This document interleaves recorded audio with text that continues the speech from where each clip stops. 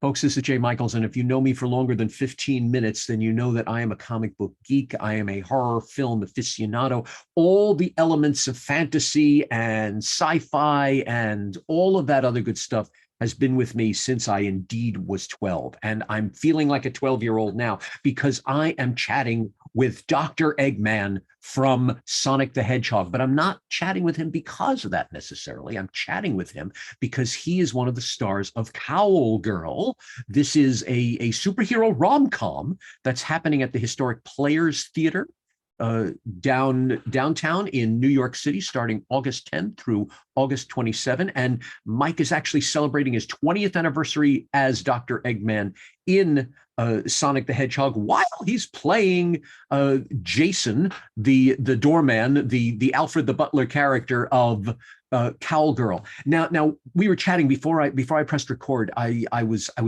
boring him with my philosophies that the depth of these characters go on and on, that people think they're just some silly little thing. There's the whole controversies that people are talking about how these movies attract people, but there's nothing there. No, the depth to them is amazing. Let's start with COWL Girl. Mike, now you elucidated me beautifully. I had no idea that the depth of this show. This is about a shut-in. This, if we strip all the pink cape and black cowl, it's about a shut-in who's afraid of the outside world and has to create another life just to go out there and actually mask herself. Mm-hmm. Have all of you discussed during the show the depth of this, the psychological meaning behind these characters? Yeah, we have to some degree. COWL Girl starts as a fairly tragic figure. She is living in her home. She is afraid of the outside world. And you, I would hope, would immediately start to feel for her and say, I live outside, you should too, come and join us.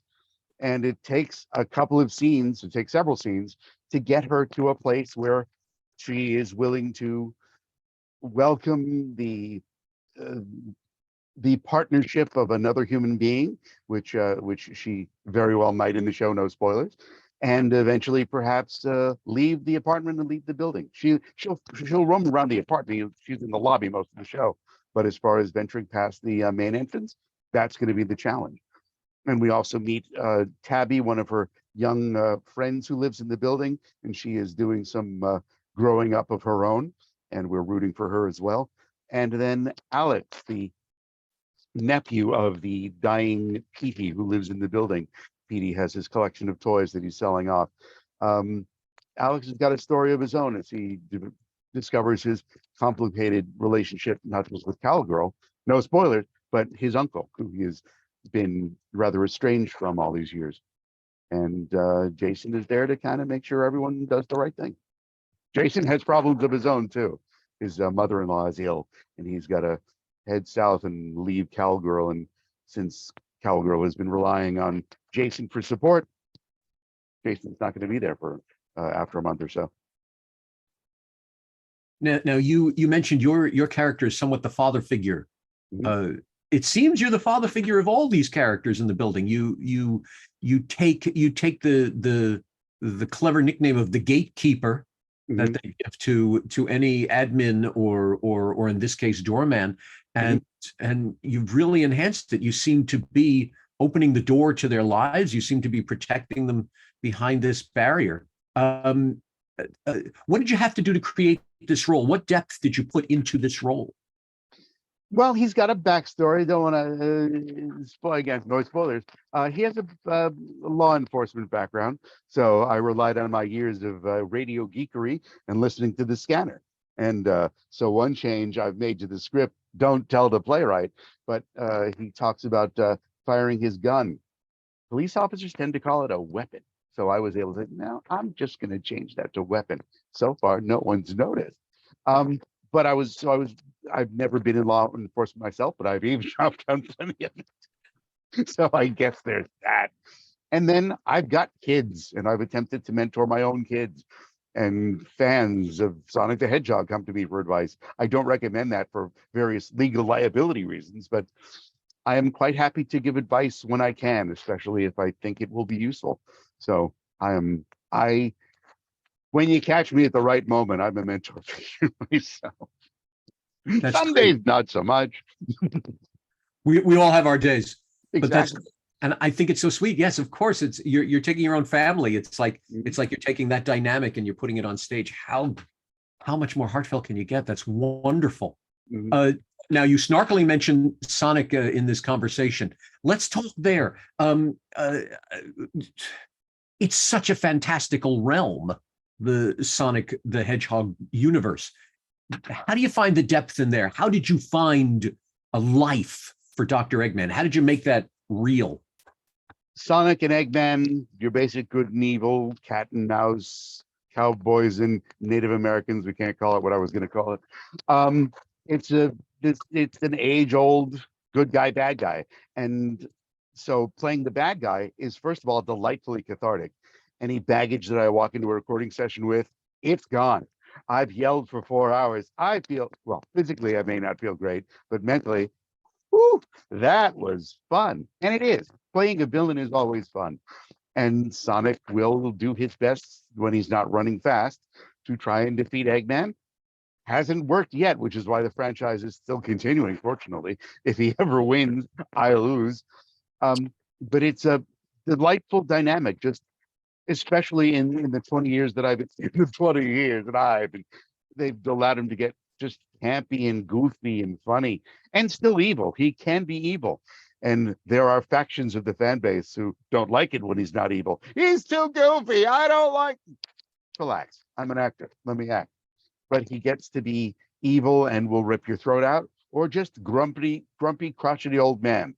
And if you dig back 2 episodes of Sonic Boom, which is our series, which is still streaming in places, he's just an aggrieved old man yelling at clouds, and that's fun.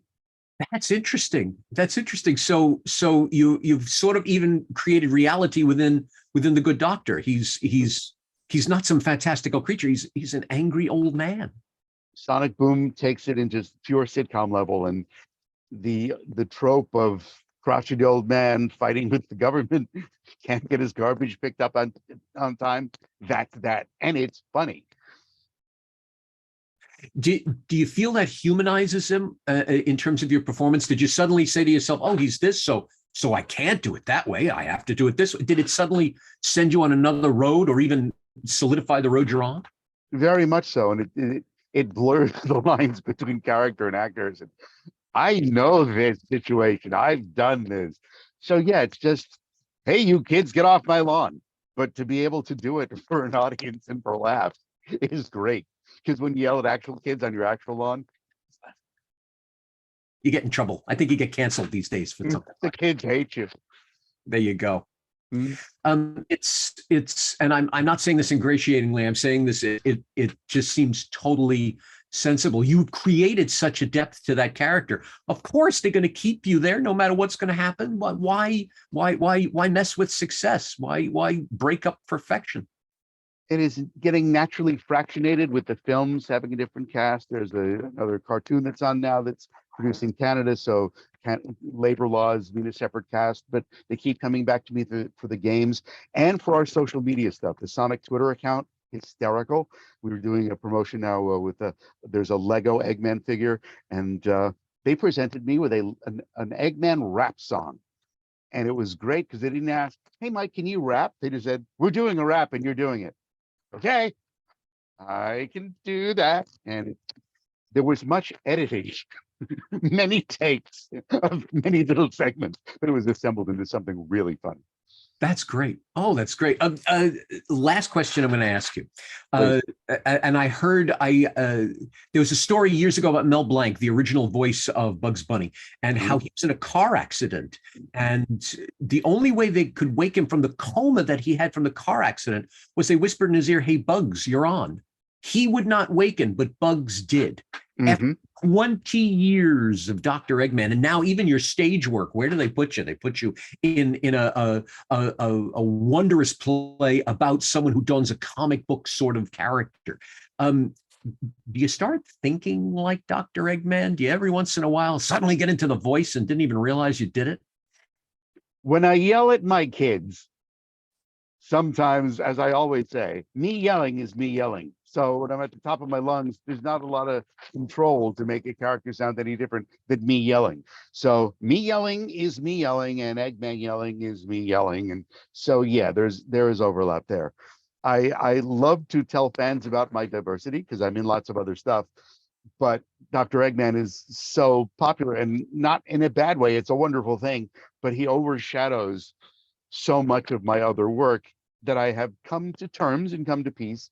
I'd love, for example, Sonic fans come see this show, but is Dr. Eggman in it? Well, I'm in it, and there's a reference that you'll enjoy, but you won't be seeing Dr. Eggman, but you'll see me acting in a different way, and you should expand your horizons. Dr. Eggman is not in it. We don't have to say it. Well, Will's trying to sell you on that video. Different way, no. Brilliant way, yes. I'm absolutely brilliant in this, and I'm sure you're going to get angry in some scene, and some gravel voice will pop out, and the whole audience will go, "Oh, there he is," and then it's all worth the price of admission. Let's just say I bring the volume. Folks, Mike brings the volume August 10th through the 27th at the Players Theater in New York for COWL Girl. I'm going to be there. I hope you will too. Please.